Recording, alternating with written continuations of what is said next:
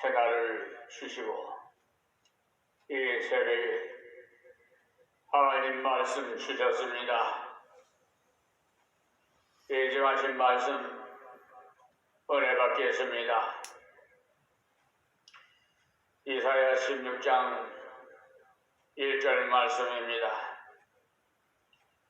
너희는 이 땅 치리자에게 어린 양들을 드리되 셀라에서부터 광야를 지나 딸 시온산으로 보낼지니라. 아멘. 어린 양을 예물로 드리되 이스라엘에게 드리라고 했으니 하나님의 교회에 드리라고 했으니 하나님을 향해 드리는 마음으로 드리라고 했으니 그러니까 하나님의 교회에 대한 태도가 곧 하나님께 대한 태도라는 것을 알 수가 있습니다. 그래서 신약에서는 교회를 가리켜서 그리스도의 몸이라고까지 하셨습니다. 그러므로 하나님의 교회에 대한 태도에 따라서 그 사람의 생활이 결판나는 것입니다. 모압이 하나님의 이 경고를 듣고도 이 말씀대로 순종하지 않고 제 생각대로 걸었기 때문에 어떤 결과가 나왔는지에 대하여 6절부터 쭉 나오는데 모압이 1절의 말씀을 믿고 1절의 말씀대로 걸어갔다면 이방 백성이지만은 하나님께서 구속하여 주셨을 겁니다. 흔히 잘못 생각해서 구약시대에는 유대인만 구원을 받는 줄 아는 분들이 있는데 결코 그렇지 않습니다.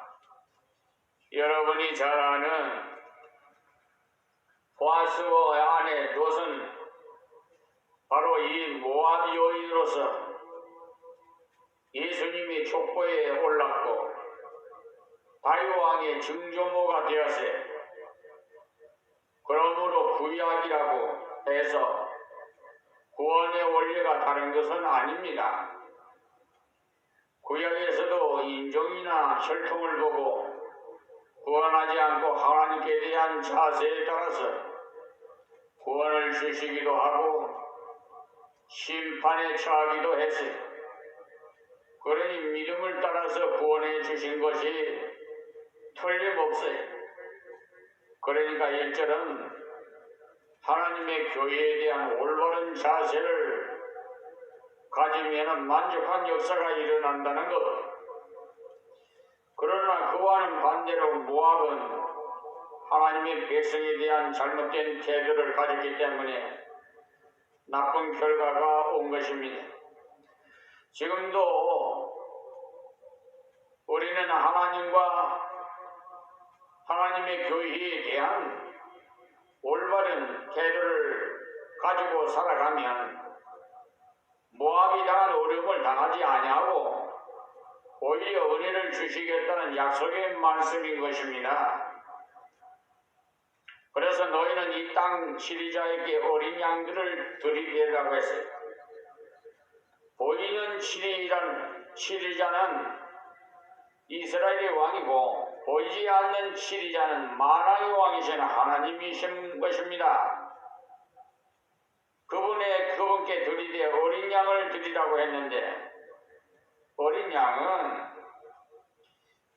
특징적으로 쓰여지는 것이 있는데 바로 속죄의 제물이나 번제의 제물로 쓰여집니다. 유월절 때도 하나님께서 대속의 증표를 하기 위해서 1년 된 어린 양을 잡아서 피를 문설주에 바르라고 하셨어요. 이 땅 치리자에게 드리되 어떻게 드리라고 했느냐 하면 셀라에서부터라고 했는데 이 셀라는 모압의 중요한 도시로서 요새지입니다.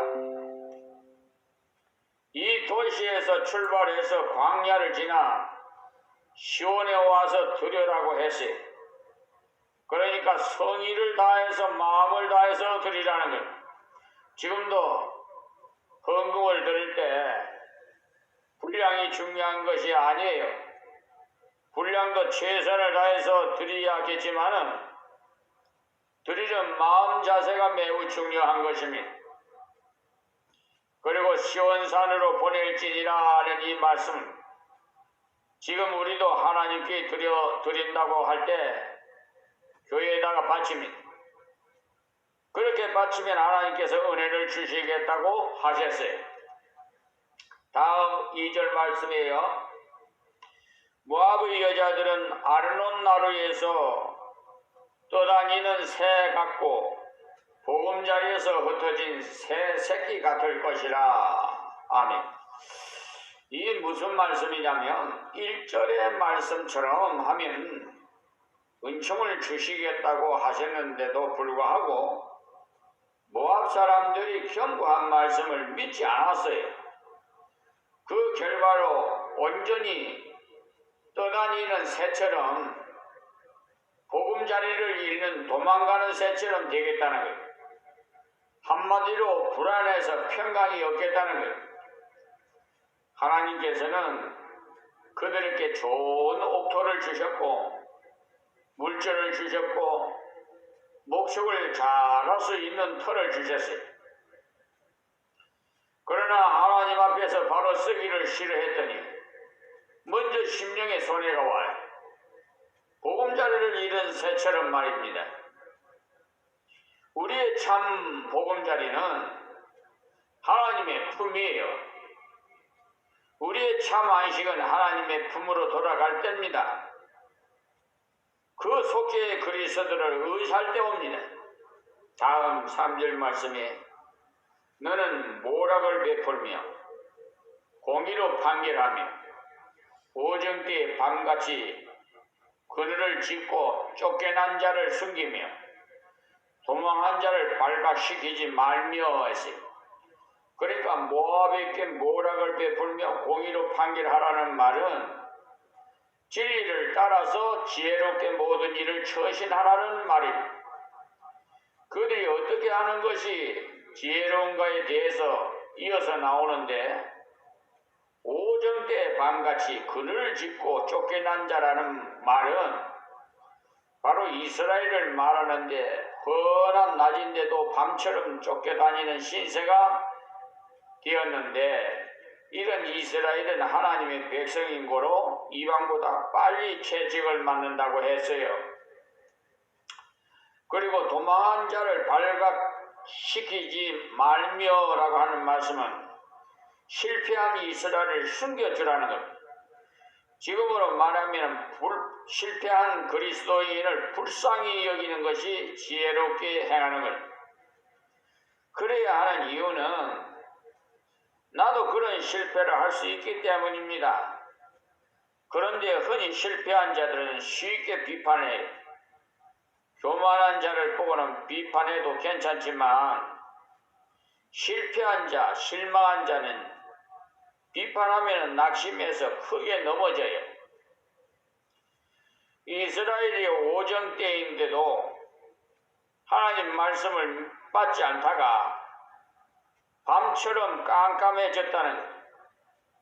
하나님의 계시가 막히고 은혜가 막히고 다 막혀 깜깜하여져서 도망다니는 신세가 될 때 이스라엘을 불쌍히 여기라는 것. 그러니까 1절은 하나님께 바른 자세로 드릴 것을 이렇게 말씀하시고 3절은 형제를 사랑할 것을 말씀했습니다. 그러니까 먼저는 하나님과의 관계가 바르게 되어야 은혜가 지속되고 또 형제와의 관계가 바르게 되어야 생활의 만족을 느낄 수 있다 이 말씀입니다. 그렇습니다. 하나님과의 관계가 바르게 되어야 은총과 은혜를 받을 수가 있지요. 그러나 형제와의 관계가 바르지 못하면 받은 바 은혜를 바르게 쓰지를 못해요.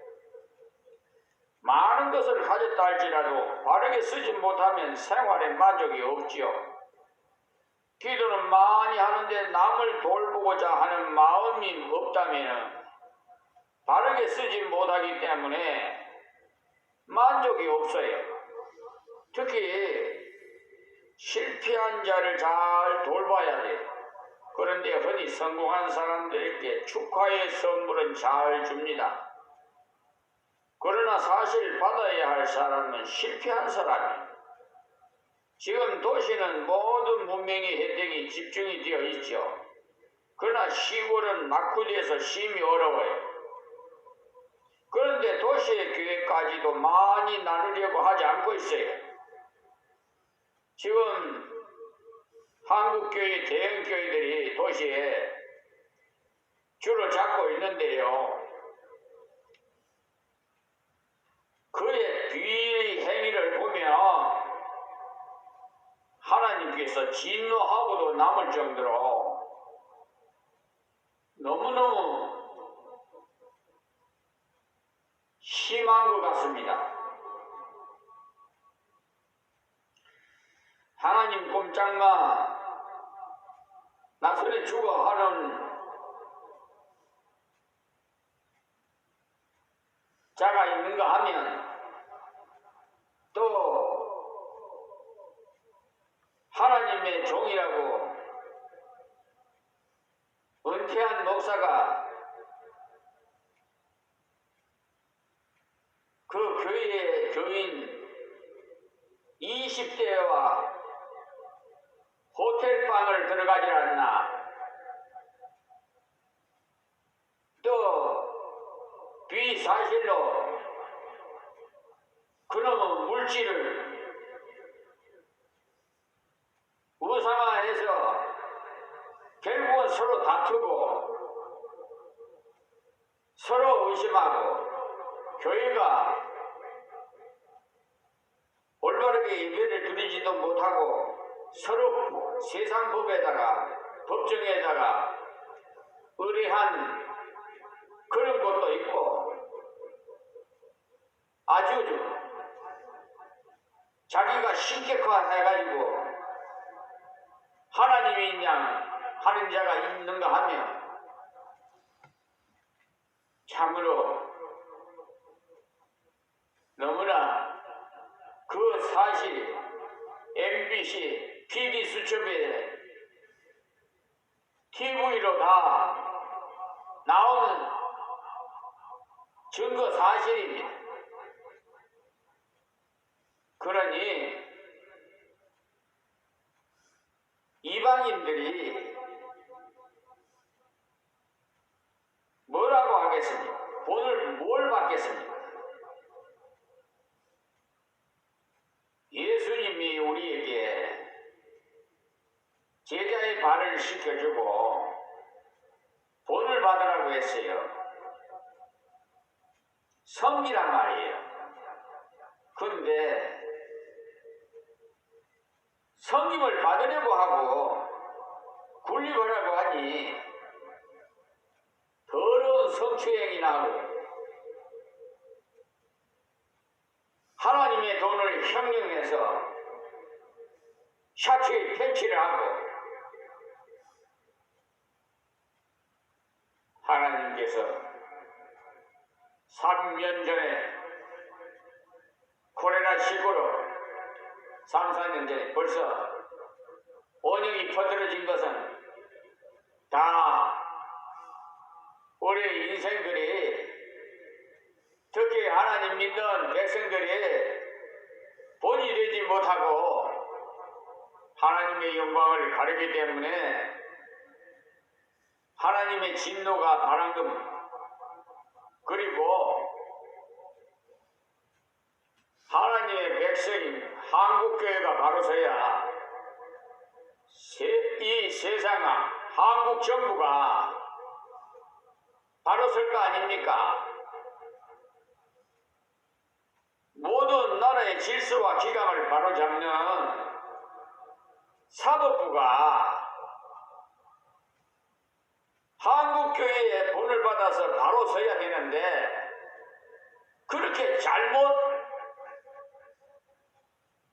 하나님의 영광을 가리는 불의한 이런 짓을 하니까 돈이 우상이 돼서 하나님의 이름을 간판으로 걸어놓은 로고스 법무법인 소속인 변호사가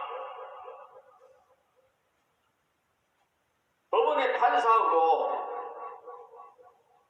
서로 정관예우로 소송 비용도 받아먹은 걸 또 신청해서 또 편취해가는 그 사기 아니? 그러니 완전히 도덕 소굴이 된 거예요. 무엇을 본을 받겠습니까? 그러니까 상처받는 것은 선량한 국민이 다 상처받지 않아요. 전도문도 다 막히고 믿느라고 하면서도 교회 왔다 갔다 몸만 들락날락해 구경이나 하는 자들 축제기들이 얼마나 많은지 몰라요. 예수님께서 말씀하시듯이 내가 너희들 믿음을 보겠느냐. 그 말씀이 새록새록 생각나요. 정말 남은 자, 그 남은 자가 몇 명이나 될는지 모르겠어요.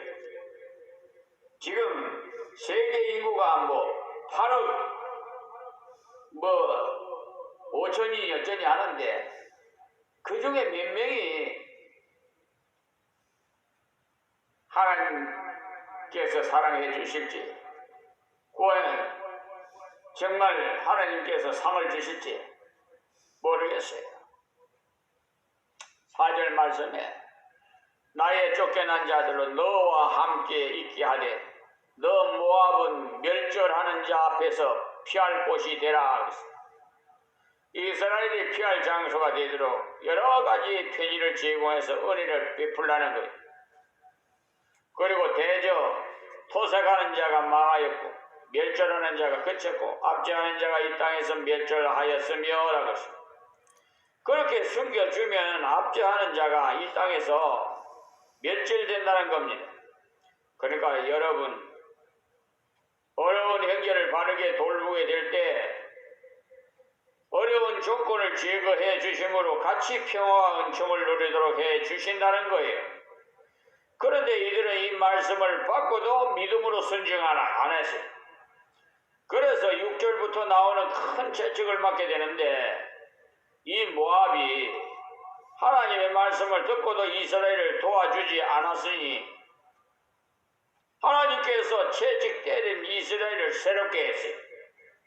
다음 절 그 내용인데요. 5절에 다윗의 장막의 왕위는 인자함으로 굳게 설 것이요 그 위에 앉은 자는 충실함으로 판결하며 공평을 구하며 의를 신속히 행하리라 그랬습니다. 그러니까 이사야서 전체가 메시아의 예언서인데 이 5절이 바로 메시아가 오실 것을 예언하는 말씀이에요. 모압이 이스라엘을 도와주면 이스라엘이 받는 은혜를 같이 받을 것인데도 도와주지 않았으나 하나님께서는 모압이 도와주지 않는다고 실패하시지 않습니다. 속함받은 백성 역시 일시적으로는 실패도 하고 넘어질 수도 있지만 본문 말씀에서 보시는 대로 인자함으로 굳게 설 것이오 라고 했어요.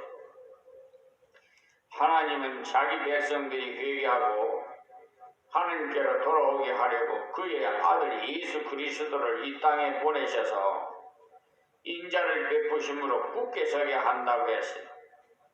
예수님께서 이 땅에 오셔서 자기의 가진 힘과 능력을 과시함으로 굳게 서지 않았습니다. 오직 사랑함으로 굳게 섰습니다. 공의를 베풀음으로 굳게 섰습니다. 이 사실을 볼 때 우리도 굳게 서려면 이 방법으로야 설 수 있어요. 우리는 하나님께로 사랑을 받았음에 이 사랑을 남에게 베풀음으로 말미암아 굳게 설 수가 있어요.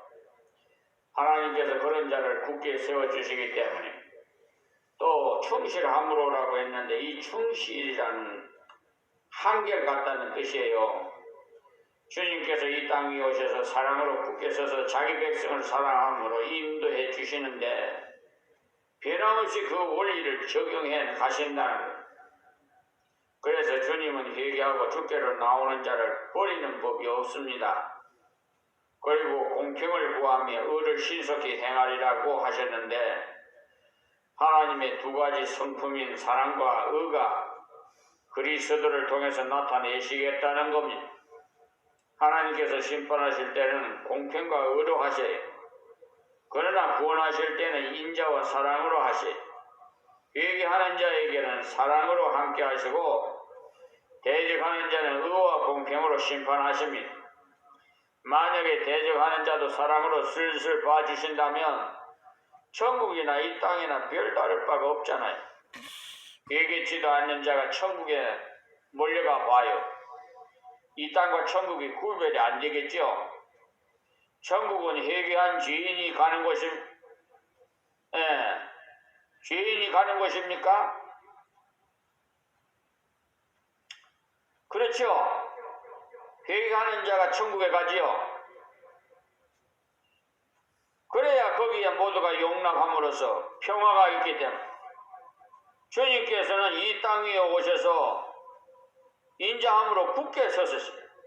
그리고 그분을 통해서 하나님 앞에 회개하는 자는 하나님의 인자하심을 맛봄으로써 그분 앞에 여럿이 다 설 수 있지만은 대적하는 자는 공평과 의로 신속히 심판하십니다. 그러니까 모압이 인자로 이스라엘을 도우면 하나님께서 인자도 돌보아 주시지만 이 말씀을 받고도 순종치 않으면 공평과 의로 판단하신다는 것. 야고보서의 2장 13절에 보시면요. 궁일이 없는 자는 궁일 없는 심판을 받겠다고 했어요. 하나님께서 자기 백성은 반드시 구원하시는데 이웃에 있는 모압이 하나님의 백성에 대한 태도가 잘못됐기 때문에 다음 절부터 나오는 비참한 결과를 맛보게 됩니다. 자, 6절 말씀인데요. 우리가 모압의 교만을 들었나니 심히 교만하도다. 그의 교만함이 분노함도 들었거니와 그 과장이 헛되도다. 모압이 왜 이렇게 좋으신 하나님 말씀을 안 받았을까요? 그 이유는 교만하기 때문이에요. 인생들이 하나님 말씀이나 교회에 대한 바른 태도를 못 가지는 가장 중요한 이유가 교만이에요. 교만은 자기를 바로 몰라서 그래요. 우리 모두가 하나님 앞에 피조물이라는 사실과 공의로운 주님 앞에 죄인이라는 사실을 알아야 돼요. 이 사실을 모르니까 하나님 말씀 앞에 교만하게 되는 것입니다. 사람이 교만하면은요, 받은 것이 없어요. 자기가 대단하다고 여기니까 받을 것이 있어야지요. 그런 자는 하나님께 구할 것이 없어요. 6절 한 절에 교만, 거만이라는 말이 3번이나 나오는데 왜 이들이 이토록 교만하다 했느냐 하면 자기에게 속아서 자신에 대해서 과장이 심하다는 거예요. 무엇이 조금 되니까 자신이 어지간한 줄로 생각했다는 거예요. 그런 심령이 되면은요, 점점 굳어져서 하나님 말씀까지 못 받게 되더라는 거예요. 하나님께서 우리에게 지식이나 물질을 주셨을 때나 여러 가지 은혜와 그 은사를 주셨을 때나 그것이 내 것이 아니고 하나님께서 맡기신 것이라는 사실을 분명히 아십시오. 그리고 그것을 어느 분야에 써야 할지를 바르게 알기 위해서 말씀을 따라 인도를 받아야 올바른 순종을 할 수가 있습니다. 그렇지 않고는 재물도 피땀 흘려 자기가 모았다고 여기면 아까워서 하나님의 뜻을 따라 형제에게 나누어 못 줘요. 아까워서. 그러나 양떼도 포도원도 하나님께서 은혜 주시지 않으면 결과가 없어요. 적당한 햇빛과 비가 없다면 아무것도 안 돼요. 사람이 자기를 바르게 모를 때 교만해지고 거만해지는데 그렇게 되면 늘 자기를 과장해요. 지금도 사람이 만든 로켓가 뭐 하늘을 향하니까 올라가니 사람이 대단한 줄 아는데 아주 조금의 궤도가 달라질 때 거기에 타고 있는 사람이 살고 죽는 것이 하나님께 달렸다고 방송을 하는 것을 들었어요. 컴퓨터가 대단한 것 같지만 얼마나 쉽게 고장이 나는지 아십니까? 정밀한 기계일수록 잘못 다루면 쉽게 고장이 나요. 인간은 아무리 고도의 기술을 가져도 전능자가 아니에요. 그러니 하나님 앞에서 자신을 과장하지 마시고 자기 모습 그대로 볼 줄 알아야 됩니다. 그랬을 때 내게 있는 것 중에 괜찮은 것은 다 하나님께로부터 받은 것이고 그 위에 신통치 않은 것은 내 것임을 알게 돼요. 그러니까 인간이 가진 것이라는 건 죄와 부족과 더러움과 악함들 아닙니까? 이런 자신에 대한 사실을 바르게 할 때 하나님 말씀 앞에 주여 말씀하옵소서 듣겠나이다.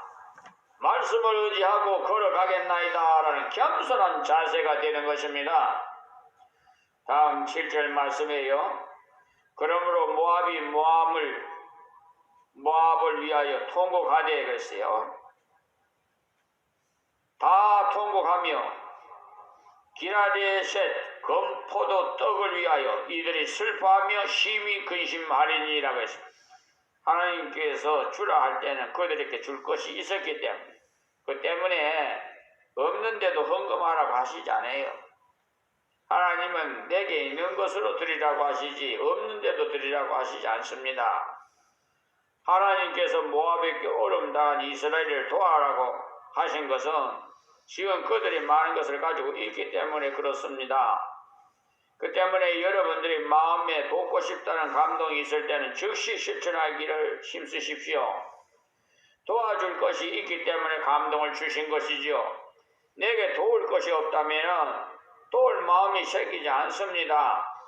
그 때문에 도울 마음이 생기는 것은 도울 수 있는 힘이 이미 내게 있다는 증거가 되겠지요.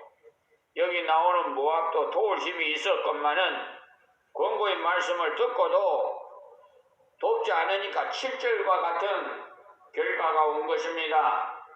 그들이 사는 기라데셋에는 포도 농사가 잘 돼서 겉포도도 만들고 해서 빵에도 넣어서 고급빵을 만들어 맛있게 먹었는데 그만 비가 오지 않으니 포도 농사가 되지 않았지요. 그때 하나님 앞에 잘못을 뉘우치며 통곡해야겠는데 지난날 맛있게 먹던 것을 못 먹게 되었다고 통곡을 했다 이 말이에요. 여러분들이 일이 잘 안 되면 하나님 앞에 무엇이 잘못되었는지를 먼저 점검해야 되는데 이미 잃어버린 돈만 아까워서 눈물 나고 떨어진 지위를 생각하니까 눈물만 난다면 회복이 곤란해요. 이때 이 모압이 하나님이여 우리가 참으로 잘못되었나이다. 하나님의 백성 돕기를 싫어했더니 이런 가난이 왔나이다라고 해서 진심으로 회개했더라면 회복의 은혜를 주셨을 겁니다. 그런데 이들은 울고 울었는데 검포도 떡 못 먹게 되었다고 울었어요. 일적에는 잘 먹었는데 지금 이 꼴이 뭐람 하면서 탄식을 했다는 것입니다. 다음 8절 말씀입니다. 이는 해수변의 밭과 신마의 포도나무가 말랐음이라. 비가 너무 안 와서 포도나무가 다 말랐다.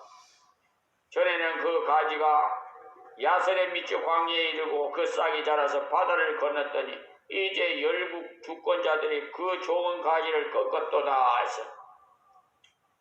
이 말씀을 가만히 읽어보면 모압 포도원이 나무만 마른 것이 아니라는 것을 알 수가 있어요.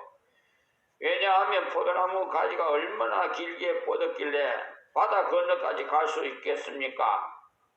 그러니까 이 말씀은 비유의 말씀임을 알 수가 있죠. 포도나무 농사도 가지만은 모압나무를 포도나무로 비유해서 표현한 거지. 그러니 모압이 큰 세력을 얻어서 이웃나라까지 뻗어나갔는데 하나님께서 그 기운을 꺾으시니 이웃의 힘센 나라들이 와서 모압의 세력을 꺾어버리겠다는 거예요. 우리가 하나님 주신 은혜대로 바르게 살면서 걸어가면은 주위에 더 많은 영향력을 미치게 하는 자로 사용하십니다. 그러기 위해서는 더 많은 것을 은혜로 입혀 주십니다. 그러나 주신 것을 바르게 쓰지 못할 때는 이 모압과 같은 결과가 오게 되는 것입니다. 다음 9절 말씀. 그러므로 내가 아세리의 울음처럼 신마의 포도나무를 위하여 울리라. 헤스본이여 일러알리에여 나의 눈물로 너를 적시리니 너의 여름실과 너의 농작물에 떠드는 소리가 일어남이니라. 지금 이 말씀을 전하는 자는 이사야인데 이 이사야가 많은 모압을 보고 눈물을 흘린다는 거죠. 보통 사람 같으면 꼴 좋다 좋아하면서 시온에 좀 갖다 주라 해도 거절하더니 꼴 좋다라고 하면서 고소하게 생각할 텐데 이 이사야는 눈물을 흘렸습니다. 하나님의 은혜로 양식이 충만하던 땅들이 황무지가 되는 것을 생각하니 눈물이 났습니다. 원수의 멸망을 바라보니 그의 마음이 안타까웠습니다. 이런 마음이 정상적인 하나님의 백성의 마음 상태인 것입니다. 다음 10절 말씀에 즐거움과 기쁨이 가진 밭에서 떠나고 포도원에는 노래와 즐거운 소리가 없어지겠고 들에는 포도를 밟을 사람이 없으리니 이는 내가 그 소리를 그치게 하였습니다. 자, 하나님의 은혜가 풍성할 때는 하나님께 드리며 형제를 돌봐야 합니다. 하나님께 그렇게 할 때 더욱 은혜로 채워주셔서 더욱 그렇게 봉사할 수 있도록 해주셔요. 신령한 은혜도 주시고 말씀도 더욱 깨닫게 해주시고 여러분들이 깨달은 말씀대로 순종해 나가면 더욱 깨달을 수 있는 은혜도 주셔요. 여러분들이 성경을 읽을 때 무슨 뜻인지 몰랐는데 설교를 듣다가 그 말씀의 뜻이 저러했구나 이렇게 깨달아졌다면 참으로 귀한 은혜를 입은 겁니다. 그러니 바로 말씀이 열려지는 것이지요. 그럴 때 열려지는 그 말씀을 믿고 순종하기를 구하고 걸어가면 점점 더 말씀이 열려지는 체험을 하게 됩니다. 그러나 깨달아진 말씀을 순종하지 않으면 그만 점점 말씀이 막혀요. 사울왕이 바로 그랬지 않습니까? 사무엘이 그에게 이러이러한 하나님의 뜻을 순종하십시오라고 전했지만은 자기 생각대로 순종했어요. 다 죽여라 한 아말렉 사람들이 짐승을 절름발이라든지 비루 먹어서 나빠 보이는 것은 죽이고 쓸만한 것을 살려왔고 다른 사람은 죽이고 임금은 기념품으로 잡아왔어요. 사실 가장 중요한 짐승들과 왕을 죽이지 않았으니 사울의 순종이야말로 형식적인 것에 지나지 않는 거죠.